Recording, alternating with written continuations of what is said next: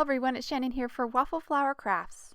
In this video we are going to create a Slimline card using the new Nesting Slim Layers dies, as well as the Mermaid Mail Combo set. I'm also going to share with you how to stretch the new Under the Sea panel die and use it for Slimline cards as well. We're going to start by stamping our images. This is the Mermaid Mail Combo set, comes with the stamp set and the matching dies in the back. I'm going to pull off several stamps from this set and I'm going to stamp them onto Bristol paper. We're going to do some low water watercoloring with Tombow Dual Brush Pens, and Bristol paper has a nice smooth texture. It works really well for watercoloring with Tombow Dual Brush Pens. And I am also going to stamp the images in VersaFine Onyx Black ink, which is a waterproof ink.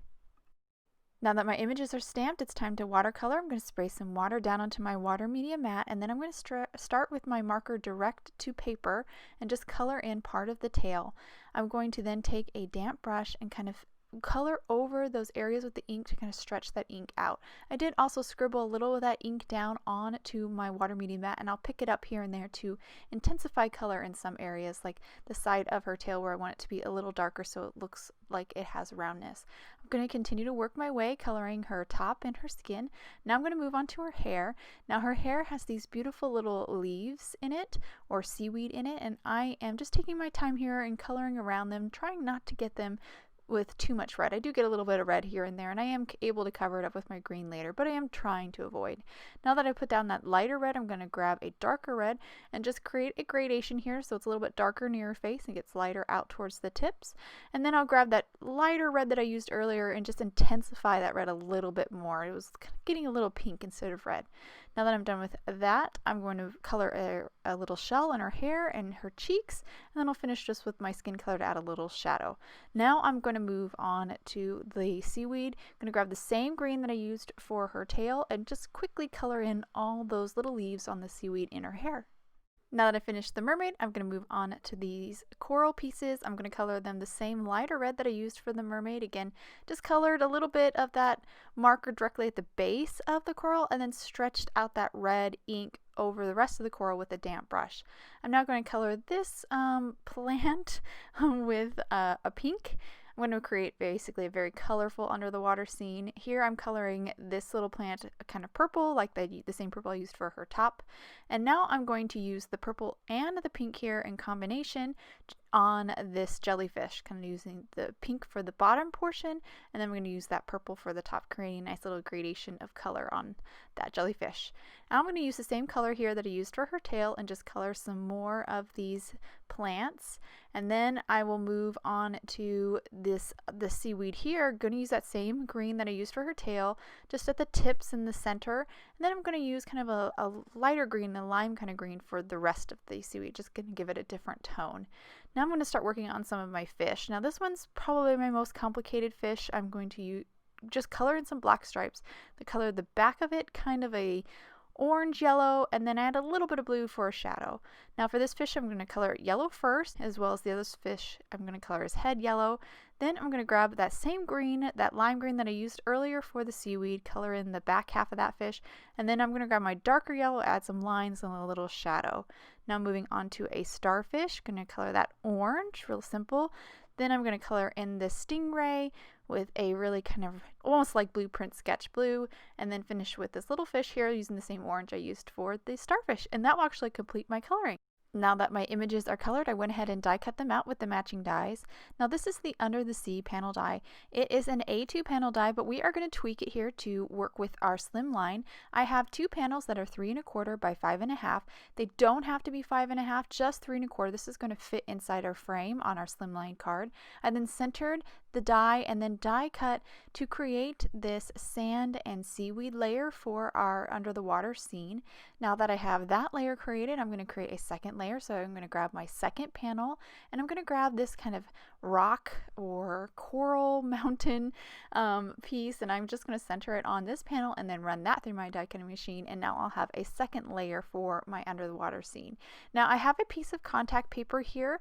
I'm going to use this to create a mask. I'm going to create a really simple mask, again using the Under the Sea panel die.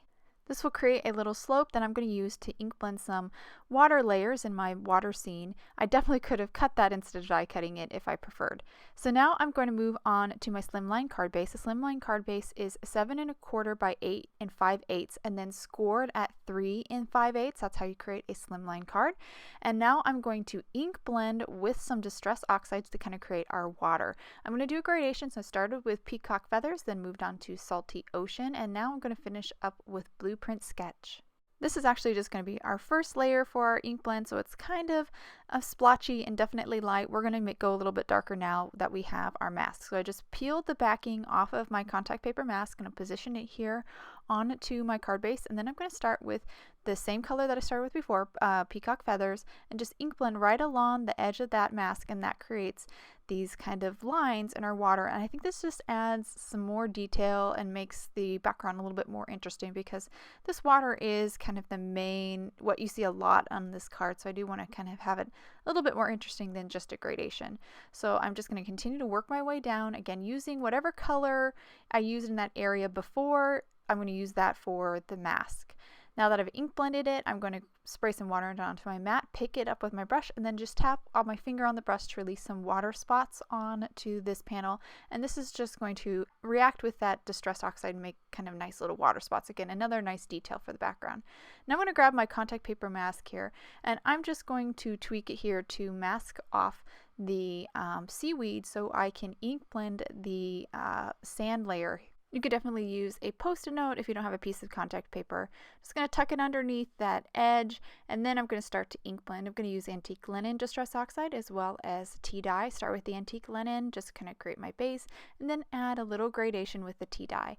Now that I've finished ink blending that, I'm going to add some little spots, some paint spots or ink spots. This is really going to create that speckly look of sand. So I smushed down some Vintage Photo Distress ink, add a little bit of water to it with my brush, and then picked up that ink and just kind of tapping again with my finger to release some of that ink onto the sand, and that will really create that splotchy look of sand. Now that's finished, I'm going to remove the masks and then reposition those contact paper masks to kind of mask off the sand. So now I can ink blend the seaweed. Started with Twisted Citron Distress Oxide, then moved on to Pine Needles just to again create a nice little gradation. Now that I finished ink blending, I'm going to remove the masks, and that layer is done. So now we're ready for our mountain or our coral layer. So I've got several Distress Oxides here. I'm going to start with Squeeze Lemonade and just ink blend kind of randomly on this coral layer. Then I'll move on to Spiced Marmalade, then Twisted Citron, then on to Picked Raspberry. Then I'll finish with a purple. I'm going to use a Shaded Lilac. These are all similar colors to what I used for coloring all my images. Now that I finished Shaded Lilac, I'm going to do a little bit of Pine Needles, and then I'm going to smush out some of my Distress Oxides down onto my water media mat, spray a little bit of water down, and then pick up some of that ink with a damp brush. And again, I'm just going to splatter that ink down onto that coral just to kind of make it a little bit more interesting, add a little bit more depth so it's not just this splotchy ink blended layer. This kind of really starts to add some texture and make it, I think, a little bit more resembling of coral. So I'm just going to continue to splatter that around, and once I got that done, I'm ready for creating my frame. I'm going to start with a panel of black cardstock that is 3 5/8 by 8 5/8. That is the measurements of the front of a Slimline card base. And then I just grabbed the largest die from the Nesting Slim Layers die set and just die cut that panel to create a frame. Now I like to add some dimension to this frame, so I went ahead and cut some black craft foam down to these really long, thin strips. These are only a little bit less than 1/4 inch wide, and I'm going to adhere them on to my frame. Now I really like this black craft foam because it kind of blends in with the black cardstock, so it really kind of creates a clean look. But if I could have changed it, the one thing I would have preferred to have done to create this dimension is actually started with a large panel of black craft foam, a panel that's the size of a Slimline card front, so 3 5/8 by 8 5/8, and then die cut that panel of craft foam with the largest die from the Slim the Nesting Slim Layers die set just the same way I created the cardstock frame. I would have done the same method to create the craft foam frame. But this worked just as well, and it was a great way to kind of use up some of my craft foam scraps. I'm now going to move on to stamping my sentiment. I have my card base here inside my MISTI, as well as some images just to kind of help me figure out where I want that sentiment to go. Once I figured it out, I then picked it up with my MISTI, and now I'm going to ink it up with VersaFine Onyx Black ink and stamp it onto my card front. This sentiment is from the new Under the Sea sentiment stamp set. With my sentiment now stamped, I'm ready to kind of pull all these pieces together and finish up this card. I'm going to start by adhering my dimensional frame directly onto my card front. Once I have that frame in place, I'm now going to move on to some of my scenery layers that I created with the Under the Sea panel. First, just going to adhere that coral layer directly to the card base, and then I've added some foam squares to the back side of this seaweed and sand layer, and I'm just going to pop that inside the frame. I've also added some foam squares to the back side of my mermaid, and I'm going to stick her down. Then I'm going to move on to the rest of my images. I'm going to glue some of my images down, and I'm also going to pop some of them up with foam squares. Just going to do it here and there, again, just adding some dimension, some more interest. I think that makes things a little bit more interesting than all my images kind of just flush with the card base. So I just finished the lower right side, got a lot of the plants stuck down. For some of these plants where they're overlapping an area that already has dimension, I'll just use a tiny amount of craft foam or a foam square just to kind of support a little bit of the side that's hanging off of that dimensional layer underneath. That just gives it a little bit of support. Now I'm going to finish up this card with the rest of my sea life, sticking down that stingray with craft foam. The jellyfish goes flush, and then these last two fish, one is with craft foam and one is flush for the card, and that'll actually finish this card.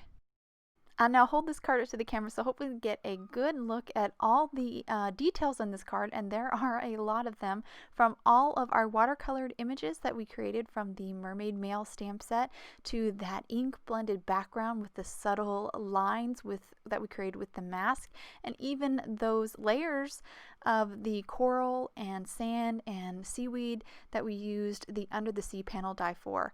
I hope you guys enjoyed today's card and video. If you'd like any more information on the products I use, please head over to Waffle Flower, and you can follow us on YouTube, Instagram, and Facebook for more creative ideas. Thank you so much for watching, and I hope you have a wonderful day.